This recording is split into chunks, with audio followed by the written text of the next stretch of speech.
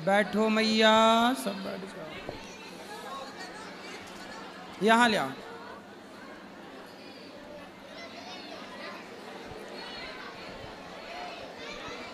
गुरुजी आपके चरणों में कोटि कोटि प्रणाम। गुरुजी जय श्रीमन नारायण। पहले तो गुरुजी मैं आपका धन्यवाद करना चाहती हूँ। मेरे मन में बहुत सारे संशय थे कि मैं राम जी को बिल्कुल नहीं मानती थी। पहले राम जी का मेरे को बहुत गुस्सा आता था। क्यों? उन्होंने सीता माता को छोड़ दिया था ना, इसलिए मेरे को राम जी का बहुत गुस्सा आता था। मैंने कभी उनकी पूजा नहीं करी, खाली दर्शन करती थी मैं। बाकी कभी भी राम जी की पूजा में कभी करती नहीं थी, ना रामनवमी ना कुछ नहीं करती थी। फिर बाकी आपकी कथा सुनकर मेरे मन के सारे संशय मिट गए। और दूसरा प्रश्न गुरुजी, अब राम जी की करने लगी वो पूजा? हाँ, आराधना करती हूँ। देखो, जो राम के पक्ष में नहीं थे, कथा सुन के वो राम के पक्ष में हो गए। ये कथा का प्रभाव। और गुरुजी मेरा बचपन से, मैं चौथी में थी जब से मेरे मन में ये प्रश्न था कि हम बंदर की औलाद है। सुनते सुनते मैं पागल हो गई थी। मेरे को रोज यही समझ में नहीं आता था कि जब भगवान इतने बड़े हैं तो हम बंदर की औलाद कैसे हैं। मगर आपकी कृपा से ये भी संशय मिट गया कि हम संतों की संतान है। सुनकर मुझे बहुत अच्छा लगा, मेरा मन बहुत प्रसन्न हुआ और इसीलिए मैं आपका धन्यवाद करना चाहती हूँ। और मेरे प्रश्न, डार्विन की थ्योरी कहती है कि आप बंदर की संतान हैं, परंतु डार्विन की थ्योरी गलत है। हम भारत के लोग बंदर की औलाद नहीं, ऋषि मुनियों की संतान हैं, इसलिए हम लोगों का गोत्र होता है। डार्विन की थ्योरी सही नहीं है, ये वाली थ्योरी।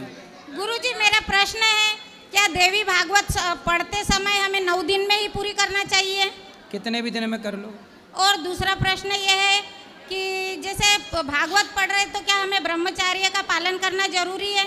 आप भागवत जी पढ़ें, अध्ययन के हिसाब से करें और ब्रह्मचर्य का पालन करें तो अच्छा है, वरना आप घर में हैं और गृहस्थ में हैं, आप पढ़ते रहें, कोई दिक्कत नहीं। और दूसरा प्रश्न ये गुरुजी, हमारे यहाँ पितरों का पिंड क्या साल भर में कर दिया जाता है? साल पिंडदान होता है, साल में हो जाता है। दूसरा प्रश्न ये, भगवान की प्राण प्रतिष्ठा ना हुई हुई तो क्या करें? किसकी? भगवान की प्राण प्रतिष्ठा हमने आज तक करी नहीं, सुना नहीं था, अब सुनने तो लगे। करवा लेना, कोई दिक्कत नहीं है। और करवाना जरूरी है। भागवत कथा टीवी पर सुनते समय सोने से, जैसे भागवत कथा सुनते समय नींद आ जाती, टीवी में सुनते सुनते नींद आ जाती, तो क्या दोष लगता है? कोई बात नहीं, सो जाया करो। सुनते सुनते नींद आया तो सो लो। नींद आ जाती मेरे को, मैं थक जाती ना तो फिर कथा लगा लेती, मेरे को एकदम ऐसा लगता मैं भगवान की गोदी में सो गई। सो जाओ, जब जागो फिर सुन लो। और गुरुजी भागवत कथा क्या संस्कृत में पढ़ना चाहिए, जरूरी है? आ जाए तो संस्कृत में पढ़ो, वरना हिंदी में पढ़ो। संस्कृत पढ़ने की इच्छा है गुरुजी मेरी। आपने बोला था कि आप जुलाई महीने से चालू करोगे, अगले साल बोला था, हम रास्ता ही देखते रह गए कि गुरुजी सिखाएंगे। करेंगे, जल्दी करेंगे। बहुत बड़ी तैयारियां लगती हैं हर काम के लिए, करेंगे जरूर। 11 के दिन प्राण जाने से क्या मोक्ष प्राप्त होता है? 11 देखो, पुण्यात्मा कभी भी मरे मोक्ष मिलता है और पापी कभी भी मरे, पर पापी यदि एकादशी में मर गया तो वो मोक्ष का अधिकारी हो जाता है। गुरुजी चतुर्थी के दिन चांद देखकर ही उपवास खोलते थे हम, बाद में आपने बताया कि चतुर्थी के दिन चांद देखा नहीं जाता, तो अब क्या करें? हमने तो जिंदगी भर से उपवास करा तो चांद देखकर ही उपवास खोला। तो चांद कौन सा चांद?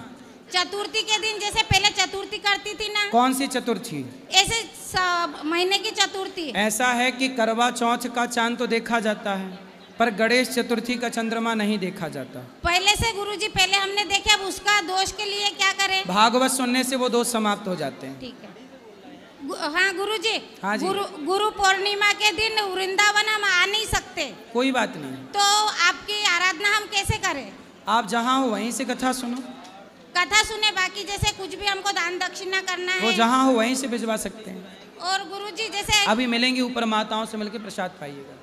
एक गुरुजी हमारे वहाँ पर आते हैं, यानी पूरे गांव ने उनको गुरुजी बना रखा है, कथावाचक है वो गुरुजी हमारे द्वार पर आते हैं। क्या गुरु पूर्णिमा के दिन हम उनकी पूजा कर सकते हैं? हाँ, कर सकते हैं। गुरु भाव से, गुरु तो हमने आपको ही बनाया है, बाकी हैं। गुरु भाव से दूसरे की पूजा कर सकते हैं। देरी ना 2 मिनट, दो प्रश्न रह गए। बोलो। दिवाली के दिन हर साल लक्ष्मी माता की मूर्ति बदलना चाहिए? जरूरत नहीं है। एक मूर्ति की हर साल पूजा कर सकते हैं? कर सकते हैं। एक मिनट, मृत्यु के बाद तीसरे दिन गुरुजी हमारे यहाँ पर सब समाप्त कर देते। क्या? तीसरे दिन एक मिनट पूछ तो लेने दो। तो जैसे तीसरे दिन है ना, 3, 13, 9, 18 सब कर देते। तीसरे दिन सब समाप्त हो जाता, 10वें दिन का कोई सिस्टम नहीं है। तो ये पुरानी परंपरा चली आ रही है कि अभी अभी हुई? शुरू से ही, जैसे हम पैदा हुए जब से तो 3 दिन का ही देख रहे हैं। जब परंपराएं हैं तो ठीक है, फिर चल जाएगा। अब जैसे मैं मरूंगी उस समय मेरे बच्चों को तो सिखाना पड़ेगा, अब तो मालूम पड़ गया। अरे आप आराम से जियो, अभी अभी मरने की फिक्र ना करो। भगवान का खाना भगवान को गुरुजी देखो ये मैया मिली जिनको खुद के मरने की भी चिंता है। नहीं तो गुरुजी आपको सुन हाँ पूछ रहे 2 मिनट। भगवान का खाना गुरुजी, जैसे बच्चों का स्कूल का टाइम हो जाता तो झटपट इधर बनाया डब्बा दे दिया, तो भगवान का खाना अलग कर सकते हैं? जो डब्बा दे दो, भोग लगा के जरा से भगवान को स्पर्श दिखा के दे दो।